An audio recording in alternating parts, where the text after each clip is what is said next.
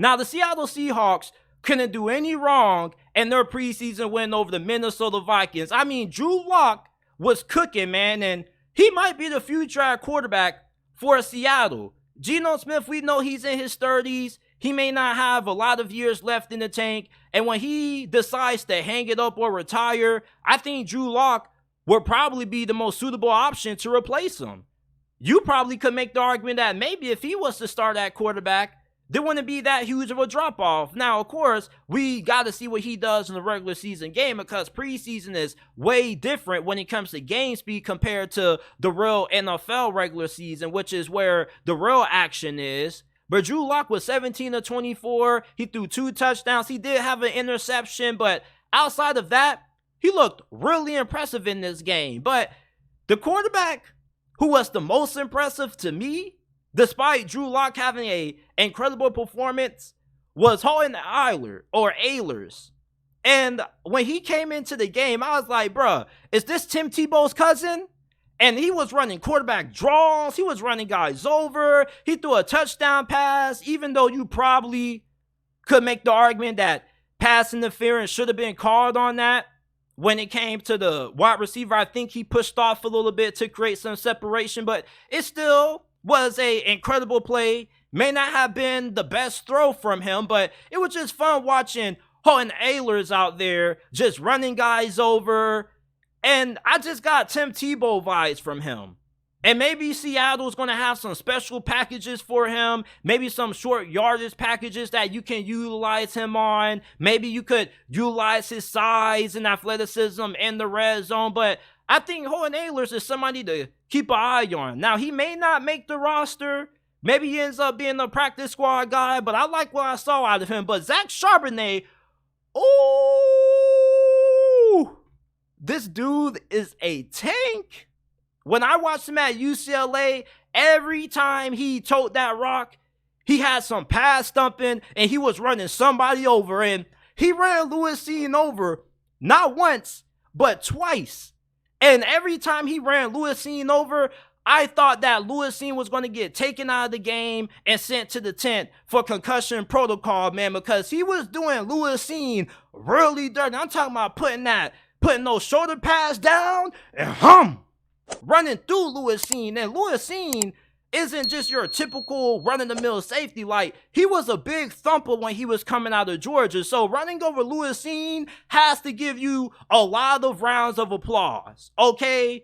I know there were people saying, man, he ran over a safety, man. What's so impressive about that? Lewis Cine was a thumper when he was coming out of Georgia. So if you can run over Lewis Cine, you get a lot of props from me.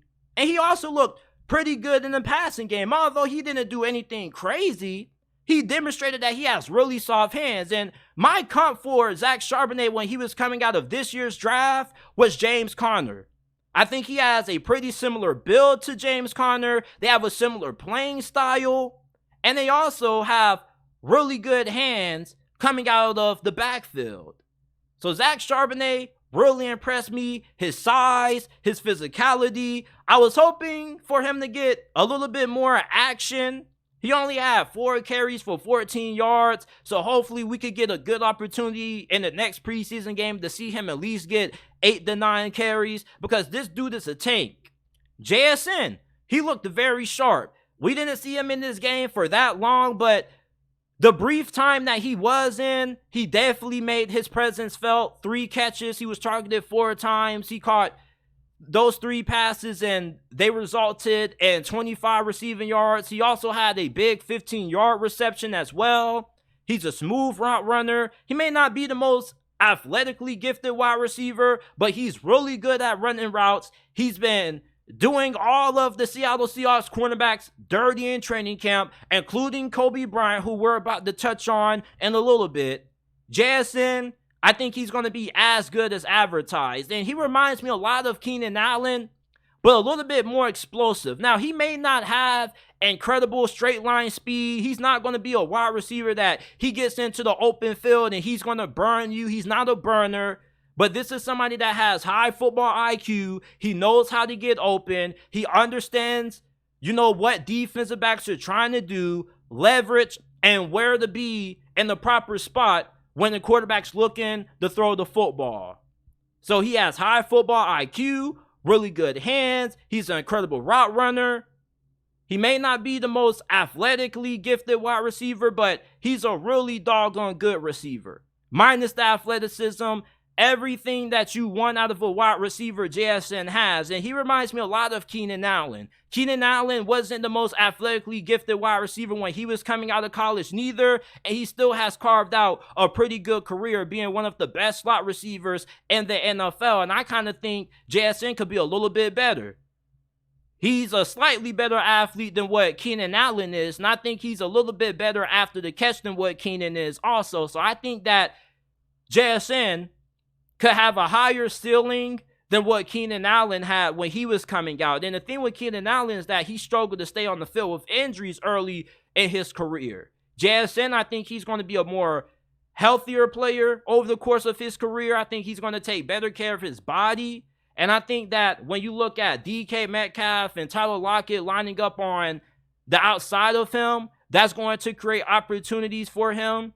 This Seattle Seahawks offense is going to be really nasty. When I had this offense ranked number 1 on my top 10 offenses going into this year, I got a lot of pushback from it. But when you see the talent that Seattle has on the offense, coupled with how great their offensive line is going to be, a lot of people are about to start changing their tune when it comes to the Seattle Seahawks.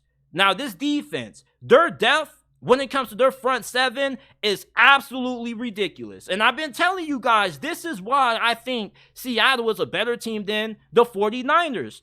The 49ers may have more talent when it comes to their starters, but I don't think they have more depth than Seattle. Seattle has tons of depth on their defensive line and at linebacker. Boye Mafe, second-year pass rusher out of Minnesota. He had 3.5 sacks as a rookie last year.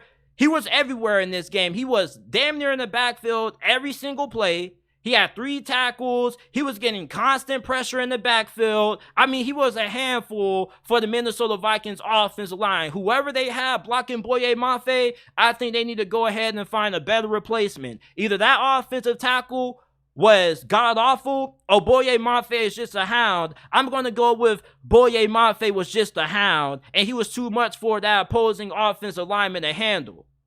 And he could be somebody who could have a breakout season. Now, there are a lot of talented players ahead of Boye Mafe on this defensive line, but if you're looking for somebody to come in and be a good situational pass rusher, somebody who could possibly give you 5-6 sacks despite not playing the majority of snaps on defense, Boye Mafe could be your guy. Now, the only negative takeaway that I have from the Seattle Seahawks in this game is Kobe Bryant.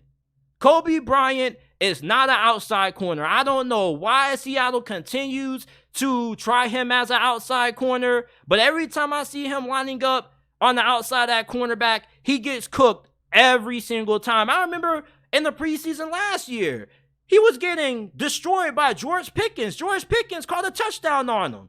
George Pickens was bullying Kobe Bryant. Like, Kobe Bryant just isn't a good outside cornerback. I like Kobe Bryant as a slot corner, but as an outside corner, I don't think he's that great. And we saw that in this game. He was getting cooked by Jalen Reagor. Even though he got a big hit on him, it's like, what you were celebrating for? It resulted in a penalty. And he still held on to the football.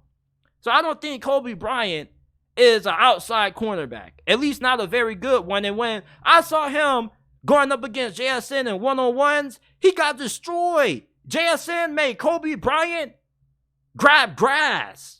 So I just don't understand why Seattle continues to play him as an outside corner. Like, I think he's better off as a slot cornerback or either moving him to safety. I don't think he's good on the outside because every time I watch a Seahawks game and I see Kobe Bryant as a boundary corner, he gets cooked every single time. Every wide receiver that was lined up against Kobe Bryant in this game was working him. And if you think I'm lying, go back and watch the film. And I'm pretty sure you Seahawks fans know the team better than I do. But I mean, come on, I think we could all much pretty agree that Kobe Bryant is better just sticking in the nickel or moving him to safety. I don't think he's good on the outside. I don't know what it is, but every time he lines up on the outside, he just gets cooked.